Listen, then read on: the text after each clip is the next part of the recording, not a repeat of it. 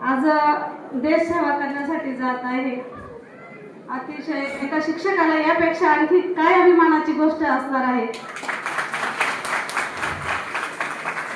मला पाटलांनी जेव्हा फोटो टाकला म्हणे मॅडम तुमचा विद्यार्थी, माझ्या डोळ्यातून टचकन पाणी आलं की जो शिक्षक म्हणजे ज्याचं ध्येयच मुलांना घडवणं असतं की आपल्या अशा अनेक सेवा आहेत की खूप अनेक वेगवेगळ्या सेवा, परंतु देशसेवा आणि जी प्रत्यक्ष त्याला लढायची आहे सीमेवरती जाऊन।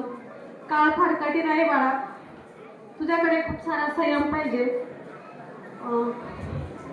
एक निर्णय क्षमता पाहिजे आणि ती नक्कीच तुझ्यामध्ये आता आलेली आहे। तुझी तब्येत अजूनही तशीच आहे, मला तो लहानपणीचा कपिल अजूनही आठवते।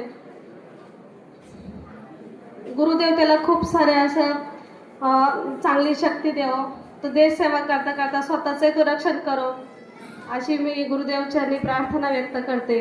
आणि आपल्या कपिल बाळाला गावाचा खूप सारा असा प्रेम आहे, खूप त्याला आशीर्वाद लाभले आणि त्यांनी जे काही क्षेत्र निवडले अतिशय खूप म्हणजे पावन झाल्यासारखं झालंय मणोरपूर गाव आज, की माझं मणोरपूर गाव मी आजही कोणत्या गावाला गेले की माझं माहेरच म्हणते।